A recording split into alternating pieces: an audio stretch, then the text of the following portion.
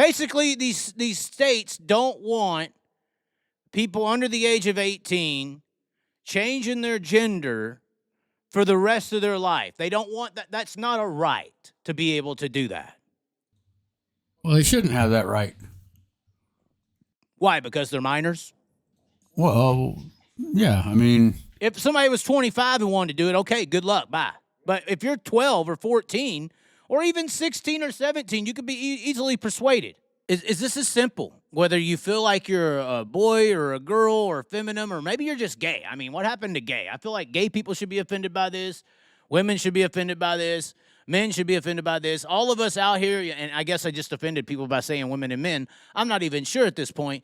But what I would say is if you are young and you feel like you hate or dislike what you've been assigned, and you think you may like something else, and you want to permanently change your abilities to like something or to be what you are, to accept yourself. We're in a trance, especially these. You got to understand this younger generation has been so pushed with media, and you see the 3 and 4-year-old kids, they're lazy ass fucking parents just give them an iPad and say, "There's your parenting." Just it's the same thing when I was a kid. It was a television screen, you know. Before all this media, before all these screens came along, we were way better off being raised by families. But ever since televisions came along and internet came along and now iPads, lazy fucking parents that just throw an iPad in front of a kid and say, "Let it raise you." These kids have been in a trance since birth. But I think something that's happening more than any of that is unrealistic expectations for what a man or a woman is. I think you see a lot more women being susceptible to wanting to transition. Do you not see that? Does it feel like it's like at least a 60-40 that I see more women wanting to transition than men? I'm not saying men don't, but it seems like it's more of a women thing. And I think that women in particular are extremely self-judgmental. Like it's inherited to be self-judged on not just how they feel, but how they look. And I feel like with these kids and young people being raised up in this screen life is showing them these unrealistic, out of touch examples of what a woman is supposed to look like. If they have this image that has been put in front of them, and if they don't look like it, and they look at themselves and they don't fit that box, and they're not in the pretty privilege box area of the world, they want to find some privilege and attention outside of physical beauty. And the only way that they can find attention, because they can't find it from their parents, they threw them in front of a damn iPad and don't give a fuck about them. The way that they can't find attention at school from the boys because they don't fit this image that all the boys are after, but they can fit into this little segment of society that will bring them attention. If I transition and now I'm something that people care to give attention and worry about, you know? And this would be my diagnosis behind why it's happening. But to those people who are caught in that, and maybe you're not even in that dynamic, and you're still like, nope, you're wrong, you stupid fat redneck. Here's what I would say to you.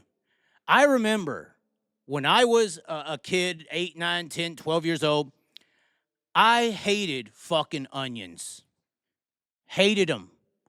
If there was an onion ring in the bag at a damn Sonic, I jumped out the fucking truck and flew down the road. Imagine if at that age and I was like, I don't really like onions. No, I hate them. No, I have this phobia against them. No, I hate them. I can't do it. And I had like someone do some kind of surgery to remove the taste buds up from my tongue to where I would never taste onions again.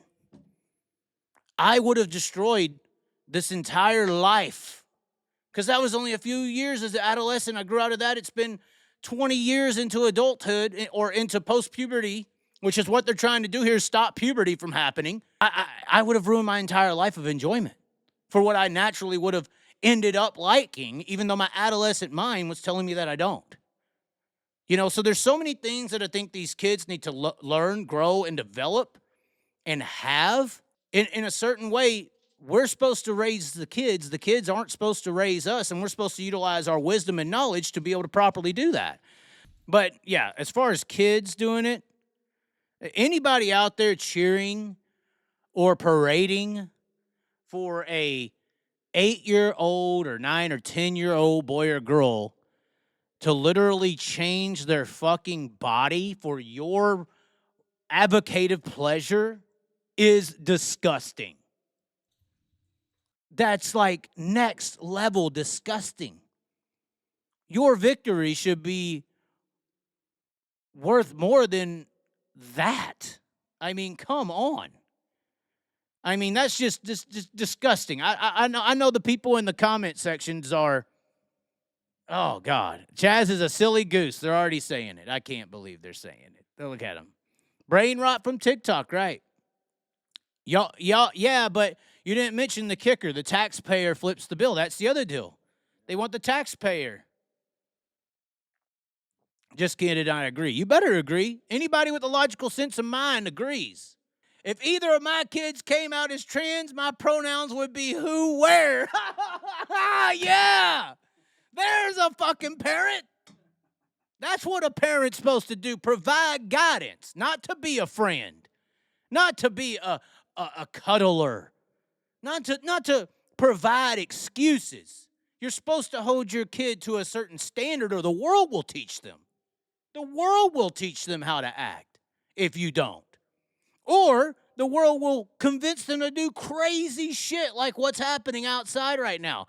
And I'll tell you what's happening outside in this world, like that gender-affirming care, I guarantee you is why Trump is your 47th president.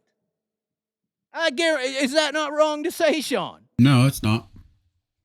All this transgender shit and this boy-girl stuff, and the right went and ran with it. They did a good job. Because, I mean, I hear you on the left. Oh, not everybody out there's like that. Well, y'all did a good job by opening arms to it and playing the part that they played on you.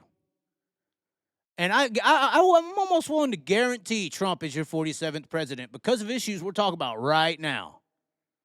Regular people don't like this shit. I remember getting a ride from an airport in Perth, Australia. And he was, some guy from the Middle East. He's like, you here for beach? I goes, no, I'm here for the racing world, man. He's like, oh, you American? I said, yeah.